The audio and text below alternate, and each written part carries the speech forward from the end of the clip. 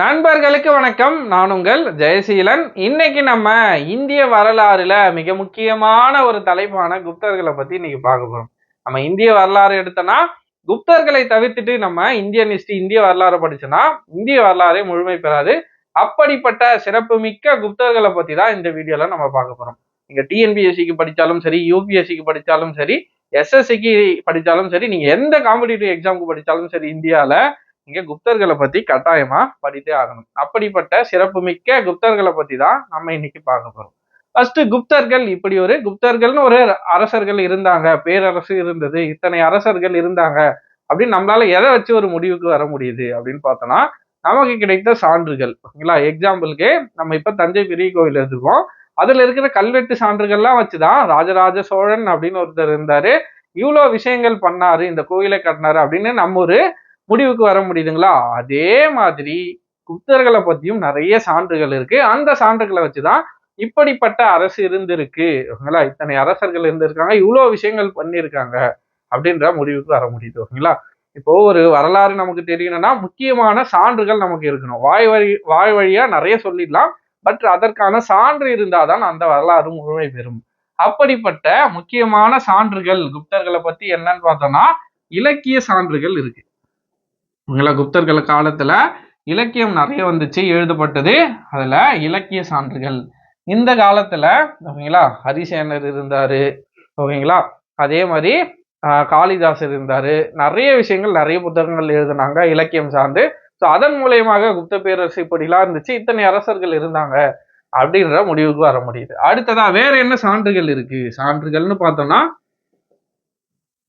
இலக்கிய சான்றுகள், அடுத்ததா கல்வெட்டு சான்றுகள்.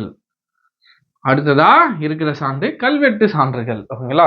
எக்ஸாம்பிளுக்கு மெஹ்ரூல் இரும்பு தூண் கல்வெட்டு இருக்கு, அலகாபாத் தூண் கல்வெட்டு இருக்கு.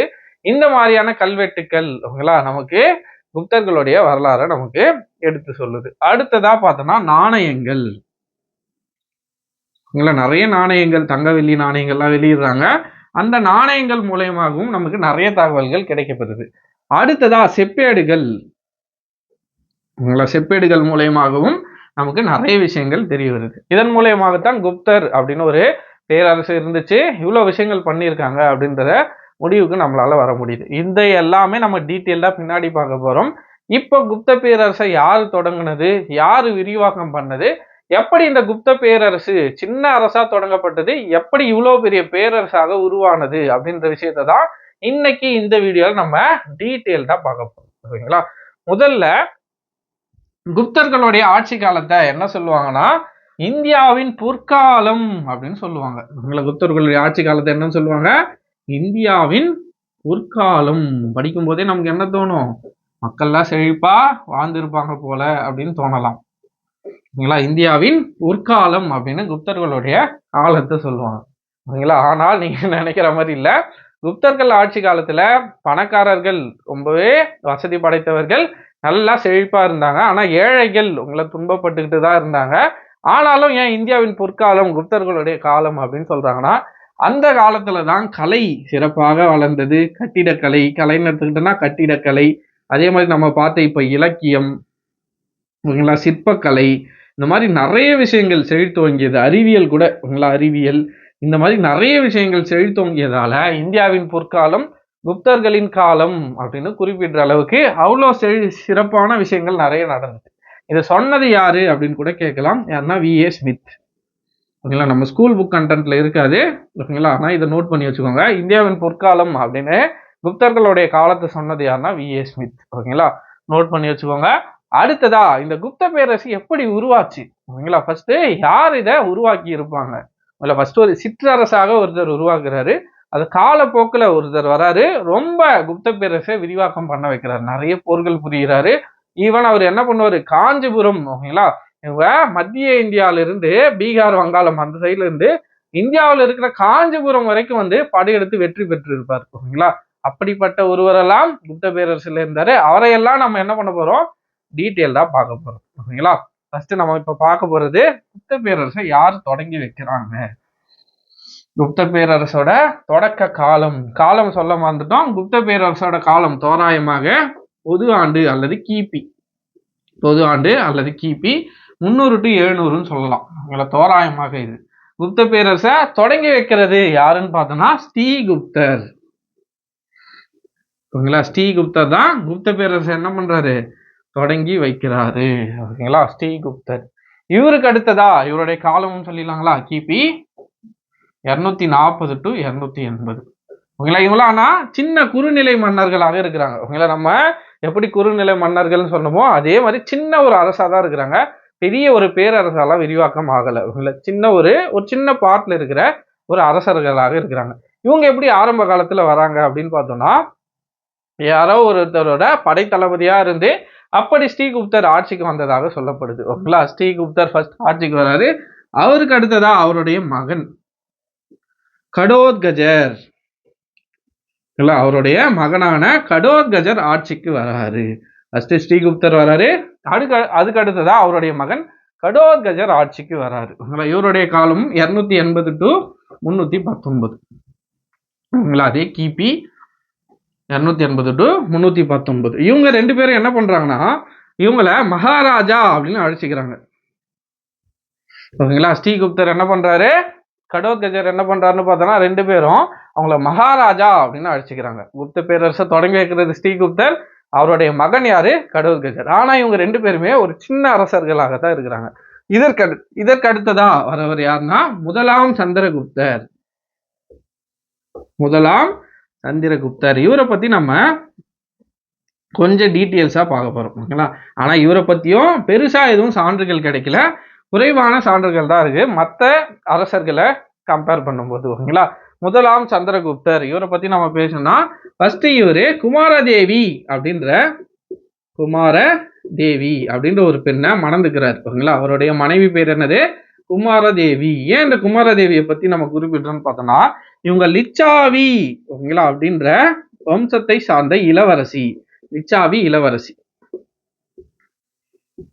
ஓகேங்களா, இந்த குமாரதேவின்றவங்க என்னன்னு பார்த்தோம்னா லிச்சாவி வம்சத்தை சார்ந்த ஒரு இளவரசி. அந்த காலத்துல லிச்சாவி என்பது என்னன்னா ஒரு மிகப்பெரிய ஒரு கனசங்கம். ஓகேங்களா, சிம்பிளா சொல்ல போனோம்னா இப்போ ஒரு பெரிய லெவல்ல இருக்கிற ஒரு காஸ்ட் மாதிரின்னு வச்சுக்கோங்களேன். பெரிய லெவல்ல இருக்கிற ஒரு காஸ்ட் மாதிரி லிச்சாவி அப்படின்ற வம்சத்தை சேர்ந்த இளவரசிய இந்த முதலாம் சந்திரகுப்தர் என்ன பண்றாரு, திருமணம் செஞ்சுக்கிறாரு. இதன் மூலியமாக இவரு என்ன பண்றாரு, பெரிய அளவுல போர்கள் புரிகிறாரு. அதற்கு இந்த வம்சம் துணை புரியுது. ஓகேங்களா, நல்லா ஞாபகம் வச்சுக்கோங்க. லிச்சாவி அப்படின்றது என்னன்னா கங்கை நதிக்கும் ஓகேங்களா, கங்கை நதிக்கும் நேபாளத்துக்கும் இடைப்பட்ட பகுதி. ஓகேங்களா, இந்த வம்சத்துல இருக்கிற லிச்சாவி அந்த வம்சத்தோட பெண்ணான இளவரசியான யாரு, குமாரதேவிய என்ன பண்றாரு, முதலாம் சந்திரகுப்தர் மணந்துக்கிறார். ஓகேங்களா, திருமணம் செஞ்சுக்கிறாரு. இவங்க எல்லாமே ஒரு சின்ன அரசர்களா தான் இருக்கிறாங்க. இவங்க ஒரு பெரிய வம்சம். லிச்சாவி என்பது ஒரு பெரிய வம்சம். அந்த காலத்துல ஒரு பெரிய ஒரு ஆளாக இருந்திருப்பாங்க போல. அப்படிப்பட்ட லிச்சாவியின இளவரசிய இந்த முதலாம் சந்திரகுப்தர் திருமணம் செஞ்சுக்கிறாரு. ஓகேங்களா, அதற்கு அடுத்ததான் வேற என்னன்னு பார்த்தோம்னா இவங்களை பத்தி முதலாக பெண் உருவத்தை நாணயத்தில் பொறித்த குப்த அரசன் யார் அப்படின்னு கேட்கலாம். யாருன்னு பார்த்தோம்னா முதலாம் சந்திரகுப்தர். இந்த குமாரதேவியோட ஓகேங்களா பெண் உருவத்தை நாணயத்தில் பொறித்த குப்த பேரரசன் யாரு, முதலாம் சந்திரகுப்தர். எந்த பெண்ணா, அவருடைய மனைவியான குமாரதேவியோடைய உருவம் பொறித்த நாணயத்தை வெளியிட்டார். ஒரு புறம் இவருடைய உருவம், இன்னொரு புறம் குமாரதேவியோடைய உருவம். ஓகேங்களா, ரெண்டு பேருடைய உருவம் பொறித்த நாணயங்களை வெளியிட்டார். அதுக்கு அடுத்ததா இவரை பத்தி வேற என்ன முக்கியமான விஷயம் இருக்குன்னா, மெக்ரோலி இரும்பு தூண், நம்ம ஆல்ரெடி சொல்லியிருந்தோம். மெக்ரோலி இரும்பு தூண் கல்வெட்டு இன்னும் கூட துருப்பிடிக்காம இப்பவும் இருக்கு. இன்னும் கூட துருப்பிடிக்காம இருக்கிற ஒரு இரும்பு தூண். அதுலயும் நிறைய பொறிச்சு வச்சிருக்கிறாங்க. அந்த பொறிப்பை வச்சுதான் இவ்வளவு நடந்திருக்கு. இவரு லிச்சாவின பெண்ணை மணந்துகிட்டாரு அப்படின்ற விஷயம் எல்லாம் நமக்கு தெரிய வருது. முதலாம் சந்திரகுப்தரை பத்தி நமக்கு தெரிய வேண்டிய முக்கியமான விஷயம், குமாரதேவி அப்படின்னு லிச்சாவியின இளவரசியை மணந்துக்கிறாரு. அதுக்கு அடுத்ததா பெண் உருவத்தை நாணயத்தில் பொறித்த முதல் குப்த பேரரசன் யார் அப்படின்னு கேட்டோம்னா, குப்த அரசன் யாருன்னா முதலாம் சந்திரகுப்தர். அதுக்கு அடுத்ததா இவரோட காலத்துல செய்யப்பட்டது மெக்ரோலி இரும்பு தூண் கல்வெட்டு. இந்த 3 டேட்டா முக்கியம், நோட் பண்ணி வச்சுக்கோங்க. முதலாம் சந்திரகுப்தர்னா இந்த 3 டேட்டா தான் ரொம்ப முக்கியம். அதுக்கு அடுத்ததான் முதலாம் சந்திரகுப்தருக்கு அடுத்ததா ஆட்சி பொறுப்புக்கு வரவர் யாருன்னு பார்த்தோம்னா இரண்டாம் சந்திரகுப்தர்னு நினைப்பீங்க, அதுதான் இல்ல, சமுத்திரகுப்தர். ஓகேங்களா, சமுத்திரகுப்தர். சமுத்திரகுப்தரை பத்தி தான் நிறைய டேட்டாஸ் நம்ம பார்க்க போறோம். ஓகேங்களா, முதலாம் சந்திரகுப்தர் வந்துட்டாரு. அதற்கு அடுத்ததா வருவர் சமுத்திரகுப்தர், அவருடைய மகன். ஓகேங்களா, முதலாம் சந்திரகுப்தருடைய மகன் தான் யாருன்னு பார்த்தோம்னா இந்த சமுத்திரகுப்தர். ஓகேங்களா, இவரை பத்தி நம்ம சொல்லணும்னா இவருடைய காலத்துல முக்கியமான விஷயங்கள் என்னன்னு பார்த்தோம்னா அலகாபாத் தூண் கல்வெட்டு. அலகாபாத் தூண் கல்வெட்டு. இந்த அலகாபாத் தூண் கல்வெட்டை எழுதின யாருன்னு பார்த்தோம்னா அரிசேனர். மொத்தமா இந்த கல்வெட்டுல 33 வரிகள் இருக்கும். மொத்தமா 33 வரிகள் இருக்கும். இந்த 33 வரிகள்ல என்ன எழுதியிருப்பாங்க அப்படின்னு பார்த்தோம்னா அரசரான சமுத்திரகுப்தரை புகழ்ந்து எழுதியிருப்பாங்க. நம்ம தமிழ்ல படிச்சிருப்போம் மெய்கீர்த்தி, ஞாபகம் இருக்குங்களா? மெய்கீர்த்தி. புலவர்களால் பாடப்பட்டு கல்தச்சர்களால் கல்லில் பொறிக்கப்படுவது மெய்கீர்த்தி. அப்படிப்பட்ட மெய்கீர்த்தி இதை வேற எப்படின்னு சொல்லுவாங்கன்னா பிரயாகை. பிரயாகை. ஓகேங்களா, அவங்களா இது பிரஸ்தி அப்படின்னு சொல்லுவாங்க. பாருங்க, அலகாபாத் தூண் கல்வெட்டை செதுக்குனது யாருன்னா அரிசேனர். ஓகேங்களா, அந்த அலகாபாத் தூண் கல்வெட்டுல இருக்கிறத என்ன சொல்லுவோம்னா மெய்கீர்த்தி அப்படின்னு சொல்லலாம், பிரயாகை மெய்கீர்த்தி அப்படின்னு சொல்லலாம். ஓகேங்களா, இத வடமொழியில சமஸ்கிருதத்துல என்ன சொல்லுவாங்கன்னா பிரஸ்தி. இதற்கு சமஸ்கிருதத்துல என்ன பேருன்னு பார்த்தோம்னா பிரஸ்தி. பிரஸ்தி அப்படின்னா தமிழ்ல இதோடைய பொருள் என்ன? சமஸ்கிருதத்துல பிரஸ்தின்னு சொல்றோம், நம்ம பிரயாகை மெய்கீர்த்தி அப்படின்னு சொல்றோம். இது சமஸ்கிருதத்துல பிரஸ்தி அப்படின்னு சொல்றோம். இதற்கான பொருள் என்னன்னா ஒருவரை பற்றி ஒருவரை புகழ்ந்து பாடுவது. புகழ்ந்து பாடுவது. ஓகேங்களா, நம்ம தமிழ்லயே படிச்சிருப்போம் மெய்கீர்த்தினா அவங்களா புலவர்களால பாராட்டப்பட்டு கல்தச்சர்களால கல்லில் பொறிக்கப்பட்டது மெய்கீர்த்தி. அதே மாதிரிதான் அலகாபாத் தூண் கல்வெட்டு அரிசேனர் பொறிக்கிறாரு. ஓகேங்களா, அதை என்ன சொல்றாங்கன்னா அது பொறிச்சிருக்கிறத மெய்கீர்த்தி, பிரயாகை மெய்கீர்த்தி அப்படின்னா சமஸ்கிருதத்துல பிரஸ்தி அப்படின்றது பொருள். பிரஸ்திக்கான விளக்கம் என்னன்னு பார்த்தோம்னா ஒருவரை புகழ்ந்து பாடுவது. அதாவது சமுத்திரகுப்தரை புகழ்ந்து பாடுவதுதான் இந்த அலகாபாத் தூண் கல்வெட்டு. இதை பொறிச்சது அரிசேனர். ஞாபகம் வச்சுக்கோங்க, நிறைய முறை கேட்கப்பட்ட கேள்வி இது. ஓகேங்களா, சமுத்திரகுப்தரை பத்தி வேற என்ன டேட்டா நமக்கு முக்கியமா தெரியணும் அப்படின்னு பார்த்தோம்னா இவர் அஸ்வமேத யாகம் அப்படின்னு ஒரு யாகத்தை நடத்துறாரு. போர்ல வெற்றி பெற்றார்னா அஸ்வமேத யாகம் அப்படின்னு ஒரு யாகத்தை நடத்துவார். குதிரையை வச்சு செய்யற அஸ்வமேத யாகத்தை நடத்திய குப்த பேரரசன் யார் அப்படின்னு பார்த்தோம்னா அஸ்வமேத யாகம். நாம சொல்லியிருப்போம் இதற்கு முன்னாடி இருந்தவங்களா சிற்றரசராக இருந்தாங்க. குப்த பேரரசே விரிவாக்கம் செஞ்சது யாருன்னா இந்த சமுத்திரகுப்தர் தான். ஓகேங்களா, குப்த பேரரசரை விரிவாக்கம் செய்தது, பேரரசாக விரிவாக்கம் செய்தவர்.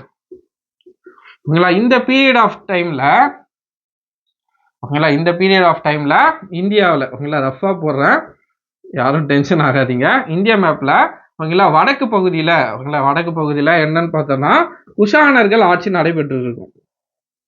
ஓகேங்களா, அதே மாதிரி தெற்குல பார்த்தோம்னா சாதவாகனர்கள்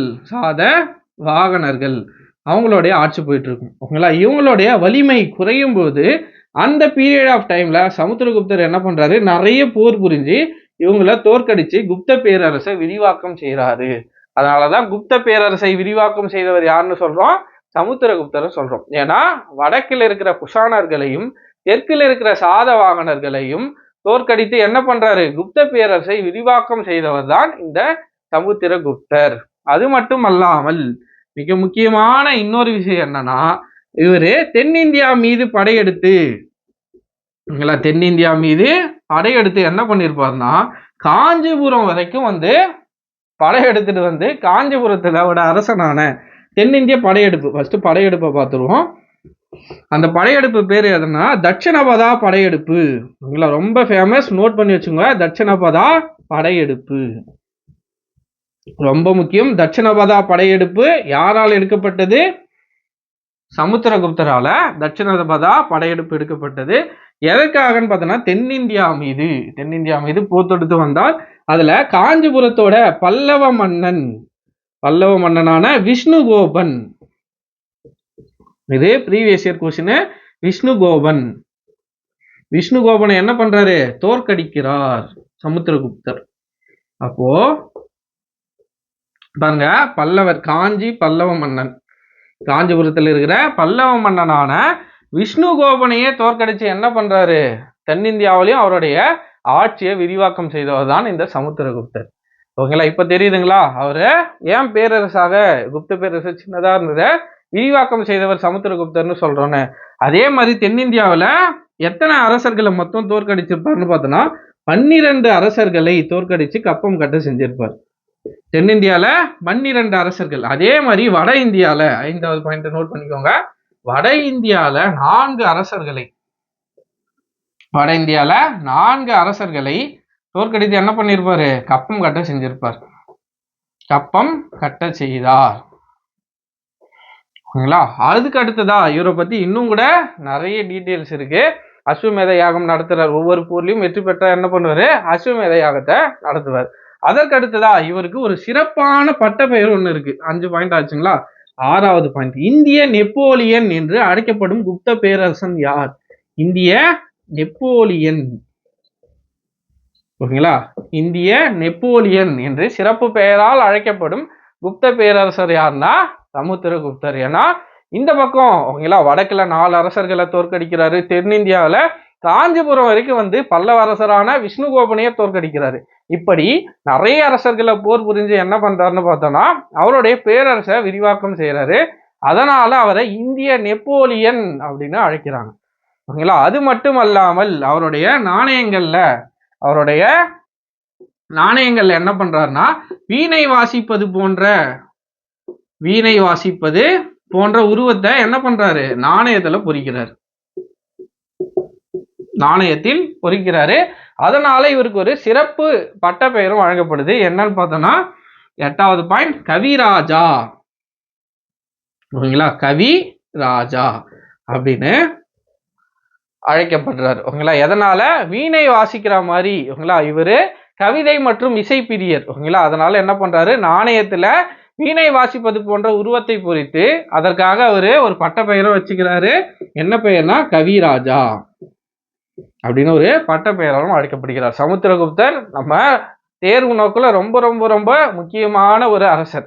ஓகேங்களா, ஃபர்ஸ்ட் இவரை பத்தி சொல்றதுக்கு அலகாபாத் தூண் கல்வெட்டு இருக்கு, அதை பொறித்தவர் அரிசேனர் 33 வரிகள் இருக்கும். ஓகேங்களா, அதை பிரயாகை ஓகேங்களா பிரஸ்தி அல்லது மெய்கீர்த்தி அப்படின்னு சொல்லலாம். அப்படின்னா என்ன, ஒருவரை புகழ்ந்து பாடுவது. இவரை நிறைய போர் புரிந்து நிறைய அவருடைய பேரரசு என்ன பண்ணியிருப்பாரு, விரிவாக்கம் செஞ்சிருப்பாரு. தென்னிந்தியால காஞ்சிபுரம் வரைக்கும் வந்து பல்லவ மன்னனான விஷ்ணுகோபனை தோற்கடிச்சிருப்பாரு. அடுத்ததா வட இந்தியாவில 4 அரசர்களை தோற்கடிச்சிருப்பாரு. கவிதை மற்றும் இசை பிரியரான இவருக்கு கவிராஜா அப்படின்னு ஒரு பட்டத்தையும் வழங்குறாங்க. அதுக்கு அடுத்ததா அவருடைய நாணயத்துல வீணை வாசிப்பது போன்ற சின்னம் பொறித்தும் வெளியிடுறாரு. அடுத்ததா அஸ்வமேத யாகம் நடத்துறாரு. எதற்காக, அவர் போர்ல வெற்றி பெற்றத பிரகடனம் பண்றதுக்காக அவர் என்ன பண்றாரு, அஸ்வமேத யாகத்தை நடத்துறாரு. ஓகேங்களா, அதற்கு அடுத்ததா இவரு தீவிரமான வைணவ பக்தர். ஓகேங்களா, வைணவ பக்தர். இவர் யார் ஆதரிக்கிறார் நம்ம பார்த்தோம், அரிசேனர் ஆதரிச்சார் அப்படின்னு பார்த்தோம். வைணவ பக்தரான இவர் பௌத்த துறவியான ஓகேங்களா வசுபந்து அப்படின்ற பௌத்த துறவி என்ன பண்றாரு, ஆதரிக்கிறார். ஓகேங்களா, இவரு தீவிரமான வைணவ பக்தர்னு நம்ம பார்த்தோம். அப்படி இருந்தும் என்ன பண்றாருன்னா பௌத்த துறவியான வசுபந்து அவரையும் ஆதரிக்கிறார். ஓகேங்களா, அடுத்ததா வேற என்ன முக்கியமான விஷயம் இருக்குன்னா அவ்வளவுதான். ஓகேங்களா, சமுத்திரகுப்தரை பத்தி இவ்வளவு விஷயங்கள் இருக்கு, இதெல்லாம் தெரிஞ்சு வச்சுக்கோங்க. இதெல்லாம் நமக்கு தேர்வு நோக்கில் நம்ம பார்த்தது எல்லாமே நிறைய முறை கேள்வியாவே கேட்கப்பட்டிருக்கு. ஓகேங்களா, அதனால இதெல்லாம் நோட் பண்ணி வச்சுக்கோங்க, நமக்கு பெரிதும் பயன்படும். ஓகேங்களா, அடுத்ததா சமுத்திரகுப்தருக்கு அடுத்ததா ஆட்சிக்கு வரவர் யாருன்னு பார்த்தோன்னா 1ஆம் சந்திரகுப்தருக்கு அடுத்ததா சமுத்திரகுப்தர் வந்தாருங்களா. அப்போ சமுத்திரகுப்தருக்கு அடுத்ததா ஆட்சிக்கு வரவர் 2ஆம் சந்திரகுப்தர். சமுத்திரகுப்தர் வந்துட்டாரு, ஃபர்ஸ்ட் ஸ்ரீகுப்தர் வந்தாருங்களா. ஃபர்ஸ்ட் ஸ்ரீகுப்தர், அடுத்ததா முதலாம் சந்திரகுப்தர், கடோத்கஜர். அடுத்ததா கடோத்கஜர், அடுத்ததா முதலாம் சந்திரகுப்தர். முதலாம் சந்திரகுப்தருக்கு அடுத்ததா சமுத்திரகுப்தர். சமுத்திரகுப்தருக்கு அடுத்ததா ஆட்சிக்கு வரவர் இரண்டாம் சந்திரகுப்தர். இவரும் ஒரு சிறப்பான அரசர் தான். இரண்டாம் சந்திரகுப்தர்.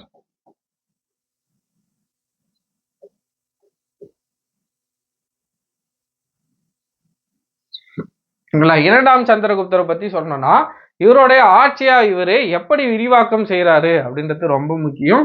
என்னன்னு பார்த்தோம்னா போர் மூலியமாகவும் திருமணம் மூலியமாகவும் என்ன பண்றாரு, இவருடைய எல்லைகளை விரிவாக்கம் செய்யறாரு. ஓகேங்களா? அது என்ன போர் திருமணம்? போர்னா ஒரு இடத்துல சண்டை போட்டு என்ன பண்றது, அந்த பகுதியை கைப்பற்றுகிறது. அடுத்ததா திருமணம் மூலியமானா இவர் ஒரு இடத்துல பெரிய இடத்துல கல்யாணம் பண்ணி என்ன பண்றாரு, அவங்களுடைய சப்போர்ட்டையும் பெற்று நிறைய இடத்துல போர் புரிஞ்சு இவர் என்ன பண்றாரு, நிறைய இடத்த கைப்பற்றுகிறாரு.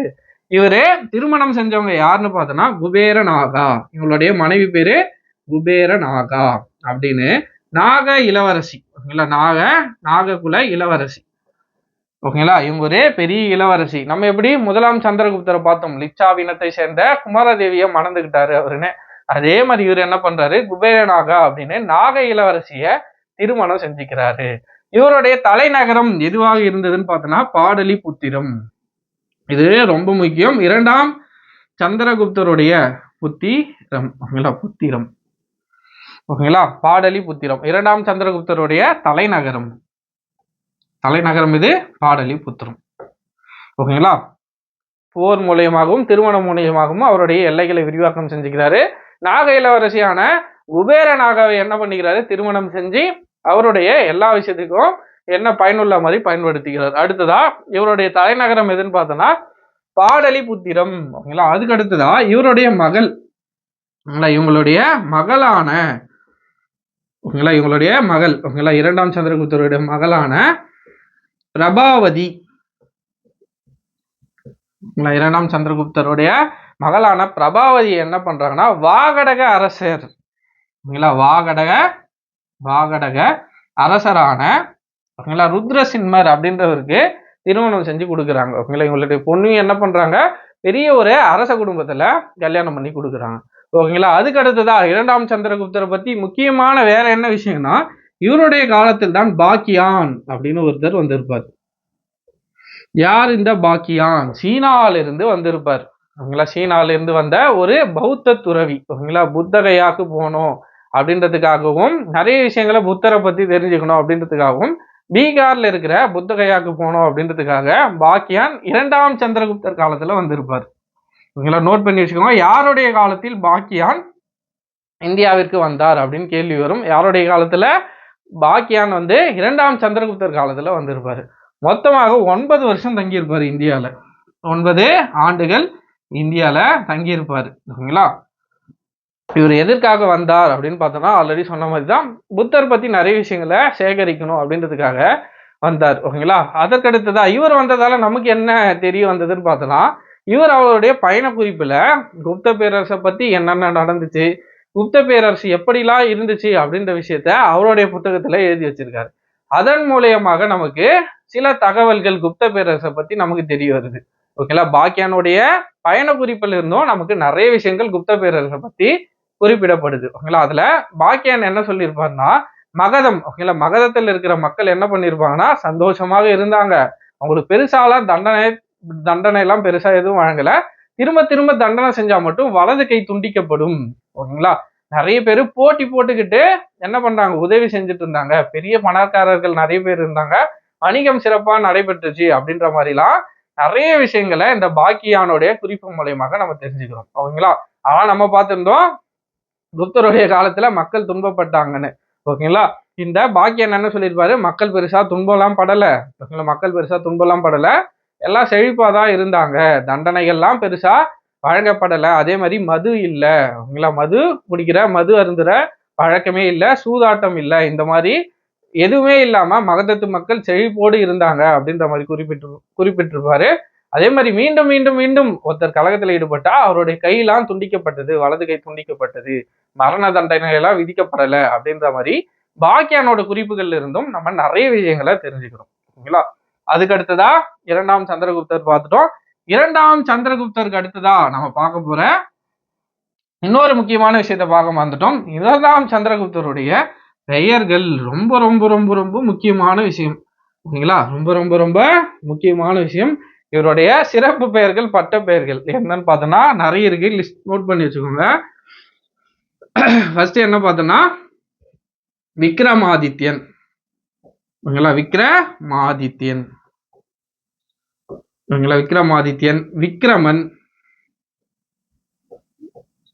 சிம்ம விக்ரமன்,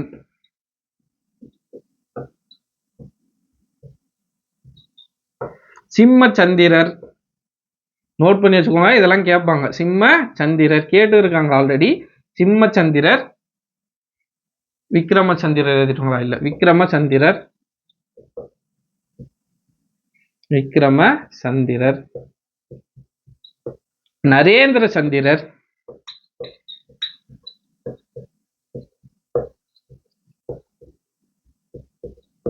நரேந்திர சந்திரர். அடுத்ததா பார்த்தோன்னா தேவஸ்ரீ, தேவகுப்தன்,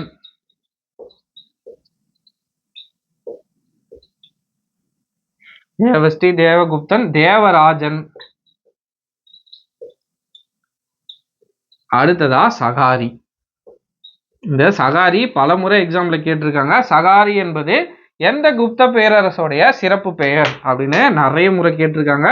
யாருடைய சிறப்பு பெயர்னு பார்த்தோம்னா இரண்டாம் சந்திரகுப்தர். விக்ரமாதித்யன், விக்ரமன், சிம்ம விக்ரமன். இன்னொன்னு நல்லா தெரிஞ்சுக்கணும், நம்ம சின்ன வயசுல கதை படிப்போம். விக்ரமாதித்யன் வேதாளம் கதை படிப்போம், ஞாபகம் இருக்குங்களா?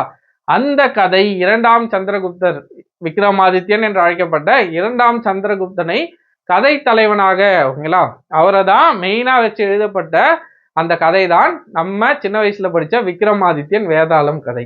ஓகேங்களா? அது எழுதுனது யாருன்னா அரிசேனர். ஓகேங்களா? இந்த டேட்டா உங்களுக்கு புதுசா இருக்கும்னு நினைக்கிறேன். இரண்டாம் சந்திரகுப்தரான, ஓகேங்களா, விக்ரமாதித்யன், விக்ரமன், சிம்ம விக்ரமன், இவரெல்லாம் யாருன்னு பார்த்தோம்னா இவருடைய பேர், இவரை கதை தலைவனாக வச்சுதான் அந்த விக்ரமாதித்யன் வேதாளம் கதை எழுதப்பட்டது. ஓகேங்களா? விக்ரமாதித்யன், விக்ரமன், சிம்ம விக்ரமன், சிம்ம சந்திரர், விக்ரம சந்திரர், நரேந்திர சந்திரர், தேவஸ்ரீ, தேவகுப்தன், தேவராஜன், சகாரி. சகாரி எதுக்குன்னு பார்த்தோம்னா சாக அரசர்களை வென்று இருப்பாரு. ஓகேங்களா? சாக அரசர் நம்ம பார்த்துருப்போம். சாக அரசர்களை வென்றதால இவருக்கு என்ன பெயர் வந்துச்சுன்னா சகாரி அப்படின்ற பெயர் வந்துச்சு. இது பல முறை டிஎன்பிஎஸ்சில கேட்கப்பட்ட ஒரு கொஸ்டின். ஓகேங்களா? நோட் பண்ணி வச்சுக்கோங்க. இரண்டாம் சந்திரகுப்தருடைய சிறப்பு பெயர்கள், பட்ட பெயர்கள், இது எல்லாமே கேட்பாங்க. விக்ரமாதித்யன், விக்ரமன், சிம்ம விக்ரமன், சிம்ம சந்திரர், விக்ரம சந்திரர், நரேந்திர சந்திரர், தேவஸ்ரீ, தேவகுப்தன், தேவராஜன், சகாரி. 10 பெயர்கள் இருக்கு. 10 பெயர்களையும் நீங்க நோட் பண்ணி வச்சுக்கோங்க. கண்டிப்பா எக்ஸாம்ல ஏதாச்சும் ஒரு பெயர் கொடுத்துட்டு யாருடைய பெயர் அப்படின்னு கேட்பாங்க. ஓகேங்களா? அடுத்ததா இரண்டாம் சந்திரகுப்தருக்கு அடுத்ததா ஆட்சிக்கு வரவர் முதலாம் குமாரகுப்தர். ஓகேங்களா? முதலாம்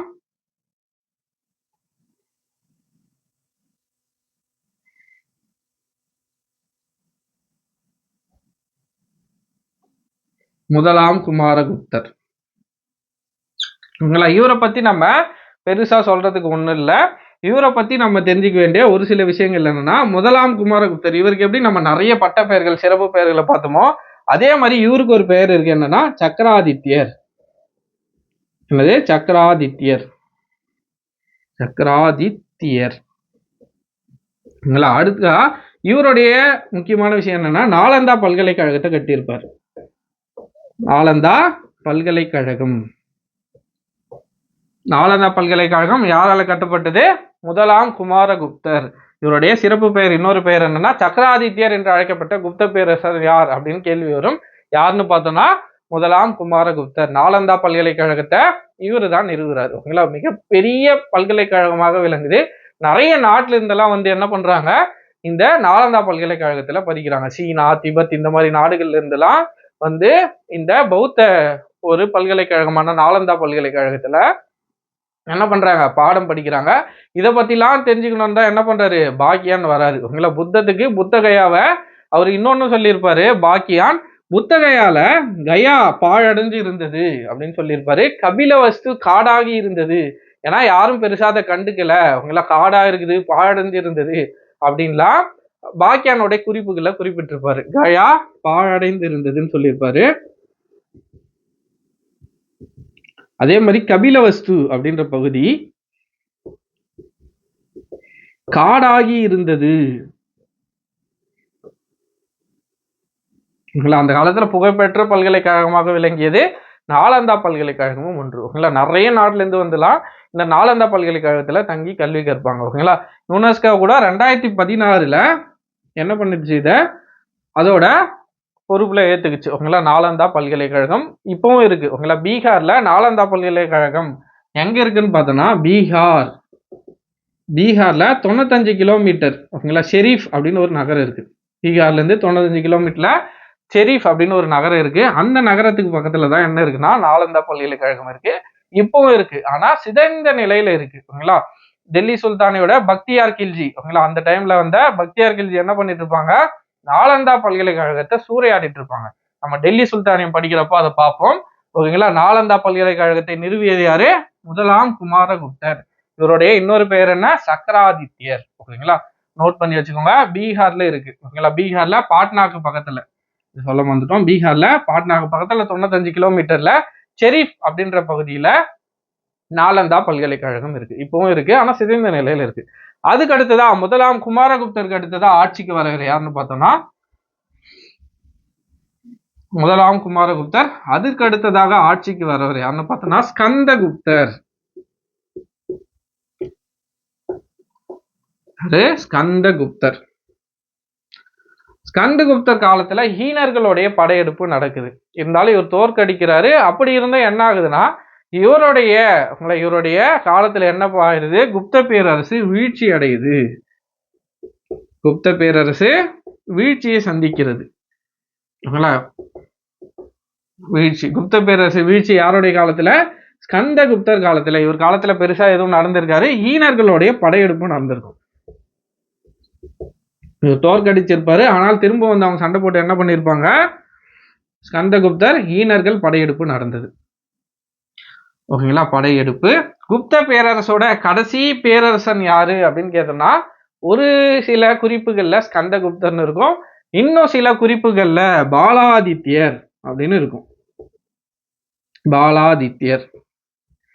ஓகேங்களா, பாலாதித்யர் ஒண்ணு ஸ்கந்தகுப்தர்னு இருக்கும் அல்லது பாலாதித்யர்னு இருக்கும். ஓகேங்களா, குப்த பேரரசோட ரெண்டு விஷயம் நீங்க நல்லா புரிஞ்சுக்கணும். குப்த பேரரசை தொடங்கி வச்சது ஸ்ரீகுப்தர். ஓகேங்களா, குப்த பேரரசோட கடைசி பேரரசன் யாரு அப்படின்னு கேட்டா ஒண்ணு ஸ்கந்தகுப்தர்னு இருக்கும், இல்ல ஆப்ஷன்ல பாலாதித்யர்னு இருக்கும். ஏன்னா ரெண்டு டேட்டாவுமே இருக்கு. ஓகேங்களா, இவருக்கு அடுத்ததா இடையில புருகுப்தன் ஒருத்தர் இருந்ததா கூட குறிப்புகள் இருக்கு. ஆனா நம்ம புத்தகத்துல என்ன கொடுத்திருக்காங்கன்னா ஒரு புக்ல, ஓகேங்களா, 6th புக்ல என்னன்னா ஸ்கந்தகுப்தர் கொடுத்திருப்பாங்க, அடுத்ததா இன்னொரு புக்ல பார்த்தோன்னா பாலாதித்யர் கொடுத்திருப்பாங்க. ஓகேங்களா, ஸோ ரெண்டு பேரையும் ஞாபகம் வச்சுக்கோங்க. குப்த பேரரசோட கடைசி பேரரசன் யாரு அப்படின்னு பார்த்தோன்னா ஸ்கந்தகுப்தர். ஓகேங்களா, அல்லது பாலாதித்யர். ஓகேங்களா, இவங்க ரெண்டு பேரும் ஞாபகம் வச்சுக்கோங்க. அடுத்ததான் குப்த பேரரசு வீழ்ச்சி அடைஞ்சிருது. இதுக்கு அடுத்துதான் நிறைய சின்ன சின்ன சின்ன சின்ன அரசர்கள் வந்து ஆட்சி செய்யறாங்க. ஆனா யாருமே பேரரசு அளவுக்கு விரிவாக்கம் செய்யல. சின்ன நிலையில உங்களா சின்ன ஒரு குறுநில மன்னர்கள் போல திரும்பவும் ஆயிட்டாங்க குப்தர்கள். அதுக்கு அடுத்ததா குப்த பேரரசோட கடைசி அரசனாக ஒருத்தர் இருக்காரு. குப்த பேரரசோட கடைசி அரசன். இவங்க எல்லாம் பேரரசர், ஞாபகம் வச்சுக்கோங்க. குப்த வம்சத்தோட கடைசி பேரரசர் யாருன்னா ஸ்கந்தகுப்தர் அல்லது பாலாதித்யர். கடைசி அரசன் யாருன்னு கேட்டோம்னா விஷ்ணுகுப்தர். பேர் ஞாபகம் வச்சுக்கோங்க, ரொம்ப ரொம்ப ரொம்ப இம்பார்ட்டன்ட், விஷ்ணுகுப்தர். ஓகேங்களா, குப்த பேரரசோட கடைசி அரசன் யாரு, விஷ்ணுகுப்தன். விஷ்ணுகுப்தரோட யாருன்னு பார்த்தோம்னா கடைசி அரசன். அதே கடைசி பேரரசர் யாருன்னா ஸ்கந்தகுப்தர் அல்லது பாலாதித்யர். ஓகேங்களா, இடையில புருகுப்தன் அப்படின்னு ஒருத்தர் இருந்தாருன்னு கூட ஒரு டிகிரி லெவல் புக்ல இருக்கு. ஓகேங்களா, ஆனால் நம்ம ஸ்கூல் புக்ல இதுதான் கொடுத்துருக்காங்க. அவங்களுக்குள்ளேயே நிறைய கான்ட்ரவர்சி. ஆனா இதுல யாருன்னு கரெக்டா தெரியல. ஆனா நம்ம தெரிஞ்சுக்க வேண்டியது கடைசி பேரரசர்னா ஒண்ணு ஸ்கந்தகுப்தர் இல்ல பாலாதித்யர். கடைசி அரசன், இது பேரரசன், இது அரசன். அரசன் யாருன்னா குப்த பேரரசோட கடைசி அரசன் யாருன்னா விஷ்ணுகுப்தர். ஓகேங்களா, அவ்வளவுதான் ஃப்ரெண்ட்ஸ். இன்னைக்கு குப்தர்களோட வரலாறை நம்ம பார்த்துட்டோம். யாருக்கு அடுத்து யாரு வந்தாங்க, என்னென்ன பண்ணாங்க, இந்த மாதிரி எல்லா விஷயங்களையும் நம்ம டீட்டெயில்டாவே பார்த்துட்டோம். தேர்வு நோக்கில் நம்ம பார்த்தது எல்லாமே இம்பார்ட்டன்ட் பாயிண்ட்ஸ். நோட்ஸ் எடுத்து வச்சுக்கோங்க. கண்டிப்பா உங்களுக்கு எக்ஸாம்ல ரொம்ப ரொம்ப ரொம்ப பயனுள்ளதாக இருக்கும். வேணா நீங்க ஒரு ப்ரீவியஸ் இயர் கொஸ்டின் எடுத்து பாருங்க. கண்டிப்பா நம்ம இந்த நடத்தின டேட்டால இருந்து கண்டிப்பா உங்களால ஆன்சர் பண்ற அளவுக்கு இருக்கும். ஓகேங்களா, அவ்வளவுதான் ஃப்ரெண்ட்ஸ். அடுத்த வீடியோல நம்ம என்ன பண்ண போறோம்னா, இவங்களோட ஆட்சி முறை எப்படி இருந்துச்சு, என்னென்ன நிர்வாக முறை எப்படி இருந்துச்சு, என்னென்ன விஷயங்கள்லாம் இவங்க பண்ணாங்க, என்னென்ன வரி விதிச்சாங்க அப்படின்றத நம்ம டீட்டெயிலா பார்க்கலாம். இன்னும் எனக்கு தெரிஞ்சு ஒரு 2 பார்ட் வீடியோ வரும்னு நினைக்கிறேன். ஸோ நம்ம ஒரு 3 பார்ட் வீடியோ பார்த்தோம்னா எல்லாமே நம்ம கம்ப்ளீட் பண்ணிடலாம். இப்போ நீங்க பார்க்கறது வீடியோல பார்த்துறது ஸ்கூல் புக் கண்டென்ட்டும் இருக்கு, டிகிரி லெவல் ஸ்டாண்டர்ட் புக்ல இருக்கிற டேட்டாவையும் சேர்த்து தான் நம்ம பார்த்துருக்கோம். வெறும் ஸ்கூல் புக் கண்டென்ட் மட்டும் பார்க்கல, ப்ரீவியஸ் இயர் கொஸ்டின்ல இருக்கிற டேட்டாஸையும் பார்த்துருக்கோம். அதே மாதிரி டிகிரி லெவல் ஸ்டாண்டர்ட் புக்ல இருக்கிற டேட்டாஸையும் நம்ம சேர்த்து பார்த்துருக்கோம். ஓகேங்களா? நம்ம இப்போ சொன்ன நிறைய டேட்டா ஸ்கூல் புக்ல இருக்காது. ஓகேங்களா? நம்ம எக்ஸ்ட்ராவா நிறைய டேட்டா சொல்லியிருக்கோம். நோட் பண்ணி வச்சுக்கோங்க. தேர்வு நோக்குல நமக்கு ரொம்ப ரொம்ப ரொம்ப இம்பார்ட்டன்டான ஒரு தலைப்பு தான் குப்தர்கள். அடுத்த வீடியோல நம்ம அவங்களோட நிர்வாகம், ஆட்சி முறை, நாணய முறை, இலக்கிய சான்றுகள், எந்தெந்த நவரத்தின அமைச்சர்கள்லாம் இருந்தாங்க. ஓகேங்களா? அதை சொல்ல மறந்துட்டோம். 2ஆம் சந்திரகுப்தர் காலத்துல நவரத்தினங்கள் அப்படின்னு அழைக்கப்படுற அமைச்சரவை இருந்துச்சு. ஓகேங்களா? நவரத்தினங்கள்னு அழைக்கப்படுற அமைச்சரவை இருந்துச்சு. அதை பத்தி நம்ம பார்க்கலாம். இன்னும் நிறைய விஷயங்கள் இருக்கு. ஓகேங்களா? இலக்கிய சான்றுகள், கல்வெட்டு சான்றுகள், இதெல்லாம் நிறைய விஷயங்கள் நம்ம ஃபர்ஸ்ட் பார்த்தோங்களா, அது மொத்தத்தையும் நம்ம என்ன பண்ண போறோம், பின்னாடி பார்க்க போறோம். ஏன்னா அதை பார்த்துட்டு நம்ம இதை பார்த்துருந்தோம்னா ஒண்ணுமே புரியாது. இப்போ நம்ம அரசர்களை பத்தி டேட்டாஸ் எல்லாமே பார்த்துட்டோம். இப்போ இந்த அரசர் காலத்துல இதெல்லாம் நடந்துச்சு, இவங்கெல்லாம் இருந்தாங்க அப்படின்னு சொன்னா உங்களுக்கு ஒரு ஐடியா கிடைக்கும். அதனாலதான் அதை நம்ம இதுக்கப்புறம் பார்ப்போம். ஃபர்ஸ்ட் அரசர்களை பத்தி பார்க்கலான்றதுக்காக தான் இவ்வளவு விஷயத்த பார்த்தது. ஓகேங்களா? கண்டிப்பா உங்களுக்கு தேர்வு நோக்குல பயனுள்ளதாக இருந்திருக்கும்னு நினைக்கிறேன். இந்த வீடியோ சார்ந்த கருத்துக்கள் ஏதேனும் இருந்தால் கீழே கமெண்ட்ல மறக்காம தெரிவிக்கலாம். நன்றி.